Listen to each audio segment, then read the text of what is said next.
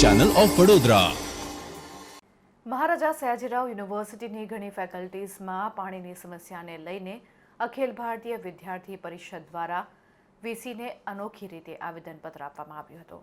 અખિલ ભારતીય વિદ્યાર્થી પરિષદ વડોદરા દ્વારા એમએસ યુનિવર્સિટીની ઘણી ફેકલ્ટીઝમાં પાણીનો મુદ્દો અને પાણીની ટાંકીઓ સાફ કરવાની જરૂરિયાતને લઈને એબીવીપીના કાર્યકર્તાઓએ ભારે સૂત્રોચ્ચાર સાથે યુનિવર્સિટીના ઇન્ચાર્જ વીસીને આવેદનપત્ર આપવામાં આવ્યું હતું। આવેદનપત્ર માટલામાં આપવામાં આવ્યું હતું। વિદ્યાર્થીઓ ખાલી માટલામાં આવેદન મૂકી ઇન્ચાર્જ વાઇસ ચાન્સેલરને આપવા માટે હેડ ઓફિસ પહોંચ્યા હતા। વીસીએ જાતે જ માટલામાં મૂકેલું આવેદન કાઢીને સ્વીકાર્યું હતું। વીસીએ પીવાના પાણીની સમસ્યા 10 દિવસની અંદર વિદ્યાર્થીઓને પાણી મળી રહેશે તેમ જણાવીને એન્જિનિયર સાથે ચર્ચા કરીને કામગીરી જલ્દીમાં જલ્દી પૂર્ણ કરીશું તેવું આશ્વાસન આપ્યું હતું।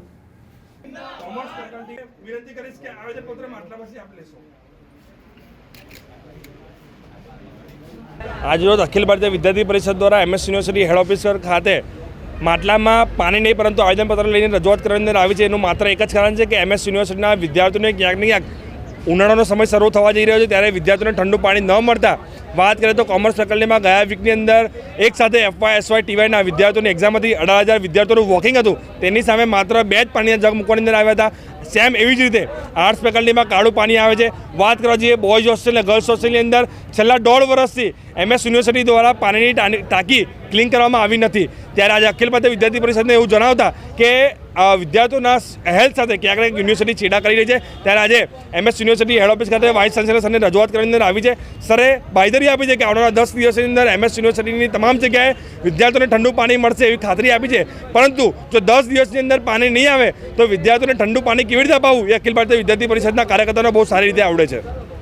નમસ્તે। આજે એબીવીપી એમએસયુ હેડક્વાર્ટર્સ પર એનું આંદોલન લઈને આવી હતી અને એક અલગ રીતે અમે આંદોલન આજે પેશ કર્યું છે, આવેદન પેશ કર્યું છે અમારું। અમે લોકો માટલામાં આવેદન લઈને આવ્યા હતા કારણ કે એમએસયુમાં જે કોમર્સ આર્ટ્સને બધી ફેકલ્ટીઝ છે જેની અંદર પાણીની સુવિધા બરોબર નથી મળી રહી। કોમર્સમાં 18,000 જેવા વિદ્યાર્થીઓ આવી રહ્યા છે પણ ખાલી 2 જ માટલાના જગ મુકાઈ રહ્યા છે જે પૂરતું પાણી નથી આપી રહ્યા વિદ્યાર્થીઓને। આર્ટ્સ ફેકલ્ટીમાં પાણી ગંદુ આવી રહ્યું છે, દૂષિત આવી રહ્યું છે અને બોયઝ અને ગર્લ્સ હોસ્ટેલમાં પાણીની પરબ તો છે પણ પાણી માટેના ગ્લાસીસ નથી મૂકવામાં આવ્યા। અને બીજું એ છે કે જે ટાંકી હોય પાણીની તે સાફ કરવામાં નથી આવી। 1 વર્ષ જેવાથી વધારે થઈ ગયું છે પણ સાફ કરવામાં નથી આવી એટલે કાળું ત્યાં નીચે લીલ જામી ગઈ છે અને કાળું થઈ રહ્યું છે, એના લીધે ગંદુ પાણી રહી રહ્યું છે। એનાથી વિદ્યાર્થીઓની હેલ્થ પર ઇશ્યુ આવે છે અને ઘણી બધી પાણીથી બધા બહુ રોગો થાય છે અને એ અમારો મોટો મુદ્દો હતો કે અમને ચોખ્ખું પાણી આપો અને પૂરતું પાણી આપો।